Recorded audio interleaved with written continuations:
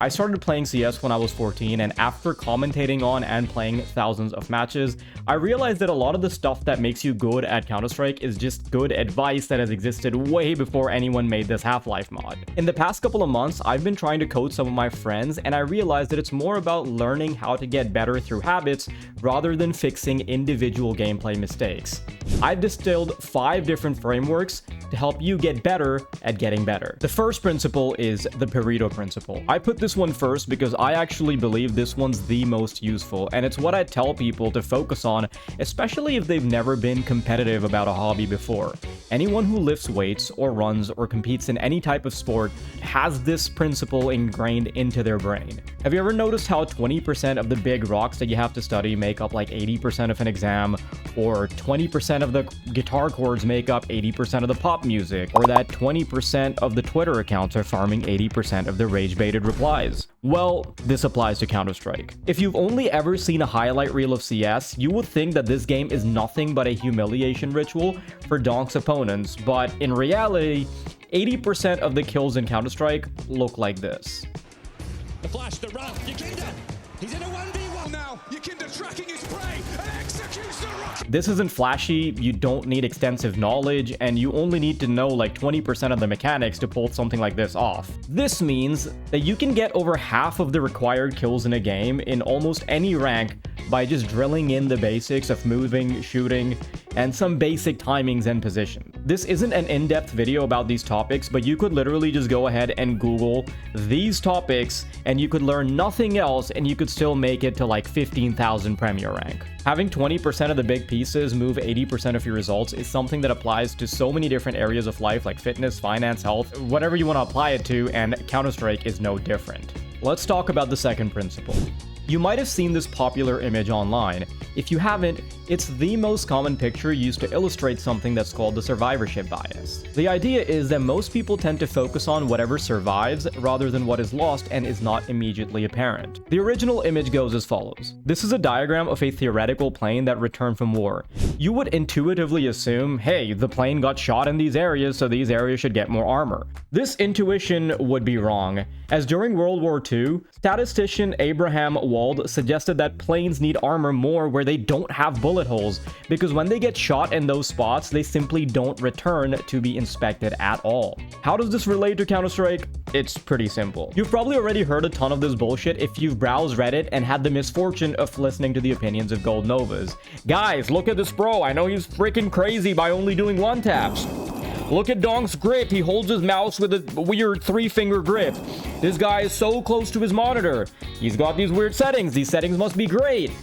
I play on 4x3 ultra wide super stretched, and this guy has 30,000 elo doing the same. Guys, chill. In reality, most of these odd configurations or highlight performers are brought to light specifically because those players are super good and not because those habits or settings are.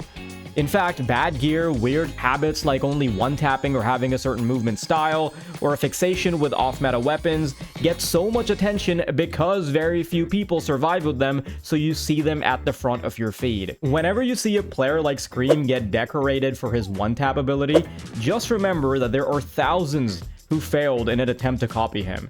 And I'm not even against having your own playstyle or anything. In fact, I encourage it, but you just can't develop shitty habits because you saw someone else do them.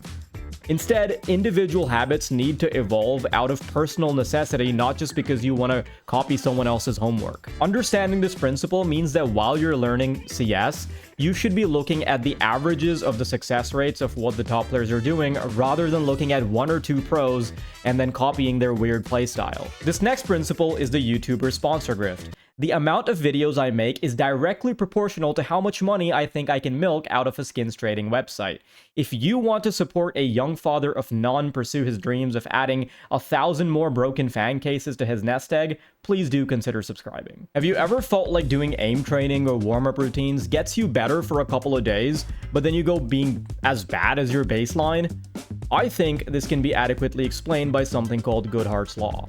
This law roughly states that when you focus too much on a metric, it stops being a useful metric for what you're actually trying to accomplish. The first time you play AimLab or Kovacs, you get a really nice muscle memory workout in, and you go into the game, and you have a nice little session where you feel like you can click every head.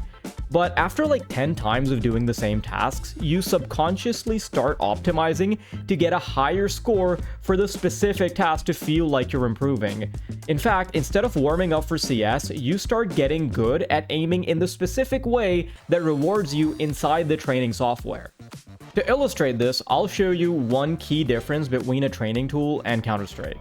In this specific instance, the targets don't shoot back and you have to shoot many of them, so you might try to aim in straight lines and flick because you're trying to rack up a specific score.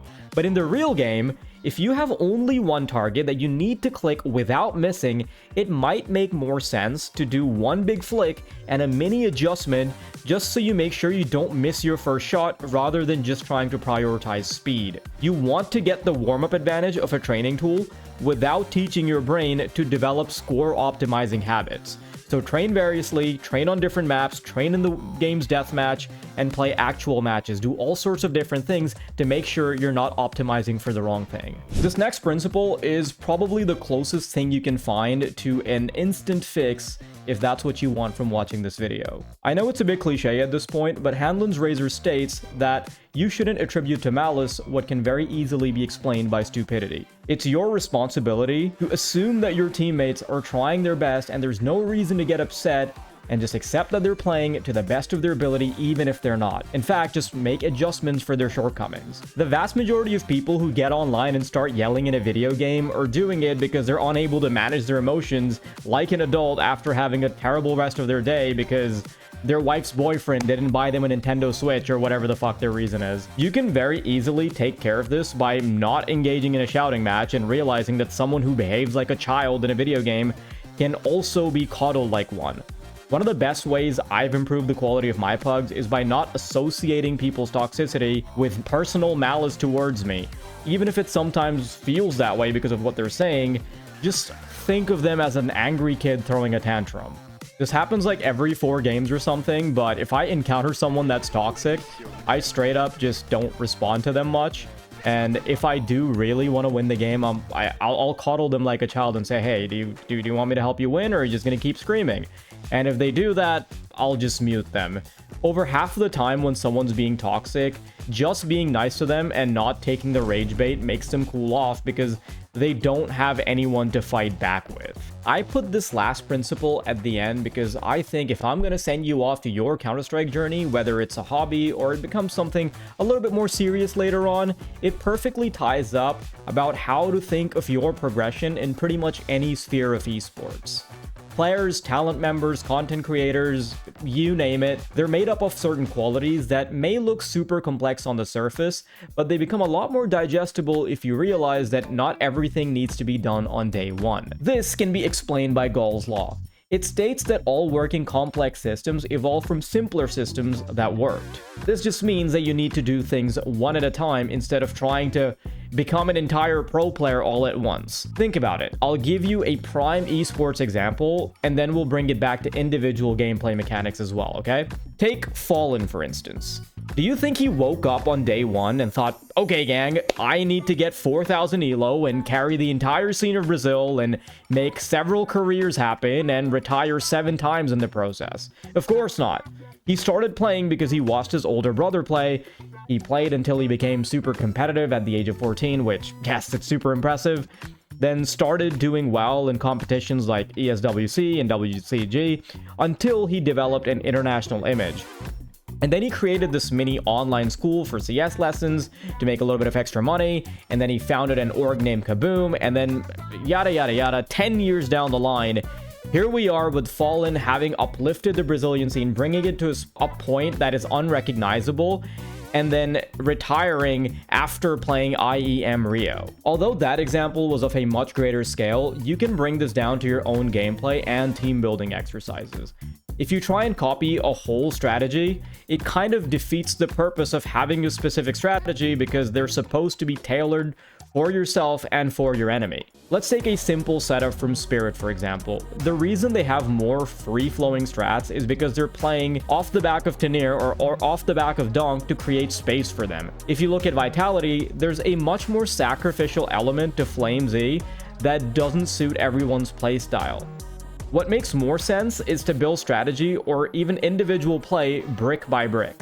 You can learn a specific flashbang, see how it works for you in a game, add a couple of smokes to your arsenal, then bring them together and see how they piece together as a strategy. And as you keep stacking bricks to your knowledge base, you end up with a very complex architecture of understanding in your head about smokes, flashes, likes, dislikes, tendencies, team habits, data on what's successful for you, information on your favorite roles, and on the surface, all of this information in your head or you as a player might look complex to a newbie, but it's just stuff that you've added one by one until it looks like a giant. If you think of learning Counter-Strike as a big book that needs to be digested in an all-nighter, then learning all these concepts might feel impossible. But if you add them to your arsenal one by one as you need them, then this progress becomes second nature and you actually manage to use all of this information as time goes on. I have a few more frameworks in my head, so if you enjoyed this video, I'll make more.